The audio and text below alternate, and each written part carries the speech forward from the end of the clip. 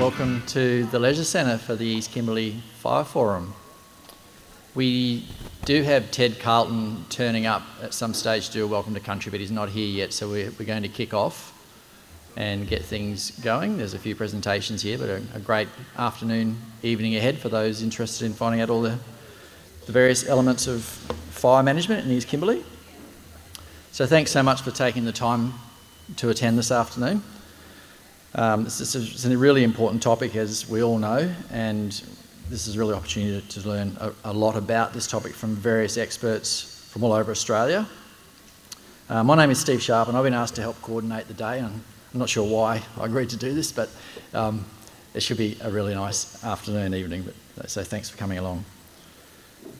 So Ted's not here, so we'll move on to the next part of the agenda. I'd like to hand over to David Menzel, President of the Shire, Wyndham, East Kimberley, just to say a few words and officially open the event. So thanks, Dave.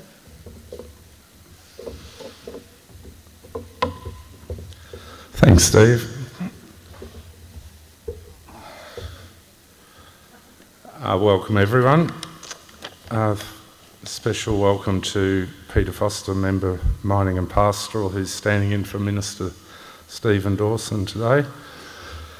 A big thank you to Steve Sharpe for standing up here and emceeing things, and I'm sure I've been in enough meetings with him to know he'll keep it on track, so thanks. Recording in progress. A couple of special thank yous, Georgie Radcliffe, Danny Carter, a couple of our community members that have had a big part in helping to get this set up and running.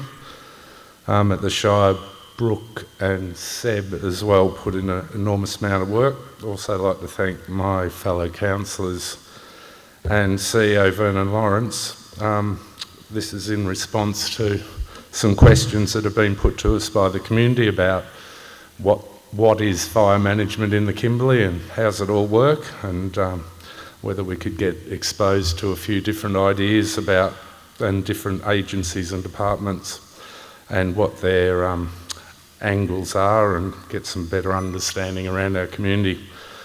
Special thanks to all the agencies and departments. I know this sometimes is a bit of a sensitive topic, so I think we've got a pretty welcoming community here, and we enjoy the diversity of people in our community and the diversity of views, and I really look forward to seeing what sort of constructive outcomes we can get out of a broad exposure to a broad range of views that I hope we get today.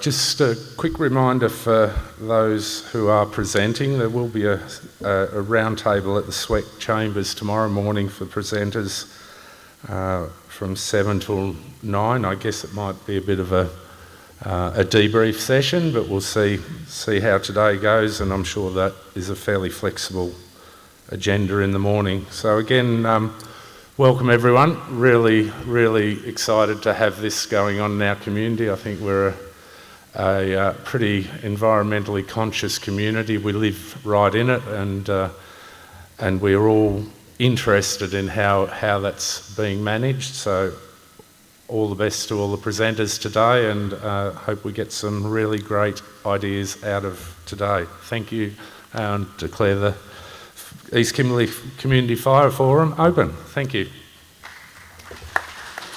Thanks, Steve.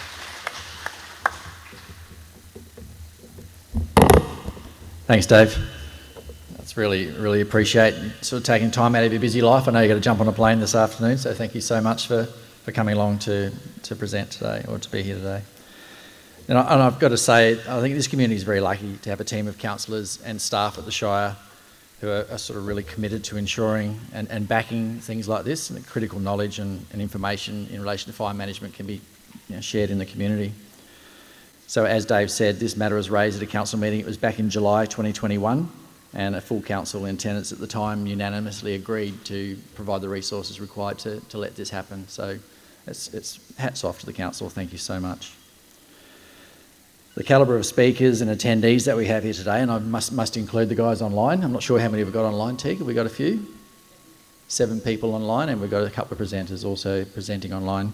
The calibre of the speakers we've got and the wide variety of people talking today and sharing their information sort of speaks volumes to how much people think and care and really want to do the right thing in this space, and to come together like this is a great start.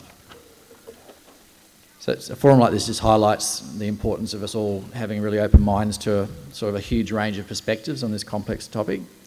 There's lots of cultural considerations and lots of really interesting science behind a lot of the work these people do. And as with any science, there's all different methodologies, and some people agree and some people don't. There's passionate and expert individuals backed by really important organisations that manage or attempt to manage the complex issue of fire. And before I hand over to the first presenter, I'd like to just remind everyone today that, as Dave said, this is about learning and discovering, just so we can find out more information to better inform conversations we have. It's easy these days to jump on a tangent and sort of head down a pathway, but if you're not fully informed with all the information, sometimes we don't get the right outcome. So we're trying to just get this going to work for the best outcome for the community and slowly work towards a better, more collaborative future. Most of the presentations have a 25-minute time slot to allow around 20 minutes for these presenters to share their knowledge and information. And there'll be about 5 minutes to allow a couple of questions for the audience. And as you've seen, if you've got a copy of the agenda, we've got 13 presenters. I think we may or may not have one or two that have dropped off, but I'm pretty sure we've got most. And pretty much we'll be presenting back to back. If you've got 25 minutes when you stack it all up, we're scheduled to finish after 8 p.m, so it could be a long afternoon. People will come and go, and it's quite a relaxed setting. So with the presenters, though, I know sometimes it's easy to go over time, and we will be ruthless. We will cut you off. If your presentation runs over 20 minutes, we'll let you know you have 3 minutes to finish up. And then we'll remind you when there's 1 minute to go. And after that, sorry, we have to cut you off. Otherwise, this could drag on and we could be here at 10 p.m, which I'm sure not everyone wants to do. So apologies in advance for that if that happens, but I'm really looking forward to what you've got to say and show us. So if for some reason a presenter doesn't get to present their entire presentation, Ted's here. Sorry, mate, I was focusing, didn't see you. Come on up. You can say if you want.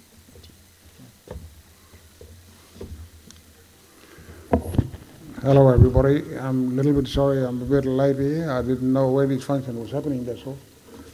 But I'm here now, and thank you for giving me the opportunity on behalf of the Miriwoong Opportunities Welcome to a very special forum here. As you all know, fire has been and always will be a very important part of our lives. Over the past 100 years or so, the traditional owners of the region and the environment of the Kimberley have experienced a massive change, and as you know, not necessarily for the better in many cases. For tens of thousands of years, my ancestors worked wood fire to enhance the livability of country. We depended upon that to survive. If we didn't get the fire bit right, we probably wouldn't have survived for over 60,000 years. But with the settlement pastoralists initially and the growth of towns and communities, massive changes happened, and fire management has become a very complex mix of ideas and methods. This is a big challenge for us all, and on behalf of all MG people, and hopefully I can also speak for the many other groups across the Kimberley. A big thank you for having this discussion and sharing important information so that we can all look forward to the better outcomes for all in the future. So thank you and welcome to Miriwoong country, and thanks for the opportunity to give me to speak. Thank you.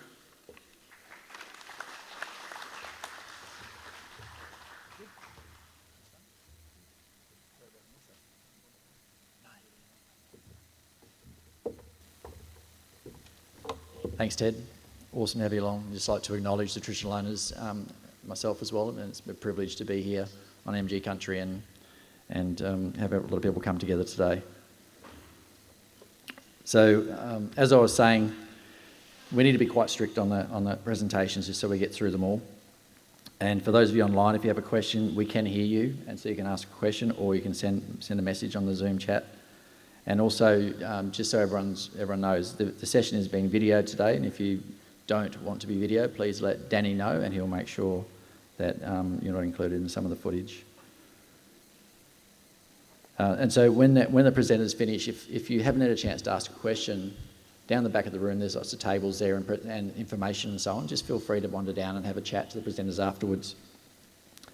And for those of you online, and many of you here in the hall, you'll have lots of questions most likely. But we're not sort of wanting this to be a public debate. We're just getting information out and helping people understand what's going on with the various agencies and so on. And the people behind the scenes are very keen to ensure that today is about learning and discovering. But so that we don't lose some important feedback from the community, and for those of you online, we've also set up an online platform called Mentimeter, which you can go to on your phone. So if you're sitting in the crowd and you don't really want to ask a question, but you're thinking something, you want to make a comment or ask a question, you can just, on your phone, it works on anyone's phone, you just type in www.menti.com and you put a number in that Tick is going to share with us now, I think, potentially. She's working it out, but a number will pop up on the screen shortly. It's a 6 or 8 digit number. And you can use that to make comments. It's a pretty impressive system, so you can make up to 10 comments in that. So throughout the evening you make up to 10 comments, and I think you might be able to refresh it and do it again. And it's also live for 2 days. So we're really keen to hear from people in that forum. And the number is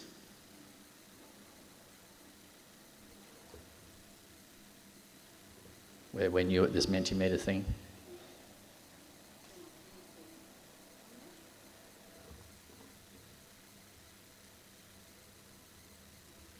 I can see the number, but it's a bit blurry.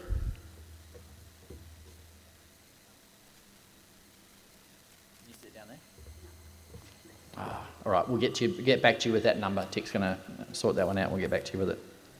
And if you do use Mentimeter, please start your comment with the name of the presenter or something about the presentation, so we can link your comment with the presentation. That'd be great. And then we'll collate all those questions and comments, and then where possible share with people. And if you're interested in more information, you want to be involved in the conversation going forward, down the back, the table down near where the 3D model's set up, there's a table a bit closer to us. It's got a registration sheet there. Put your information there and we'll send information out to you. Okay, there's the code. Not sure if you can see it down the back. 76343468. So what thoughts or questions you have in relation to the presentation, you can just go forward in there and type them in. But unfortunately a limit of 10 per person. Sure. 76343468. Bit of technology. All right, just a bit of housekeeping before we get kicking off. Toilets, as most people know, are just there to my left, your right. Food, we're not stopping for food breaks or anything. Just feel free to get up and have a cup of tea or coffee at any time. We've got Subway coming in at around about 6, I think, somewhere around that time, for a bit of a snack to keep people going. Usual thing with mobile phones, if you haven't switched it off or put it on silent, please do so now. And in case of emergency, we've got emergency exit here on my right. There's one down the back there, back right, and out the main doors, out through the pool, well, I think through the gym, and out in the car park is the muster area. As I said before, the event's being videoed, and also there's some nice images rotating on a screen here, taken by our local artist photographer Greg Postle, and down the back there's some really awesome paintings by our highly esteemed local artist Nadine Lovell, who's been painting landscapes in the Kimberley for more than 30 years.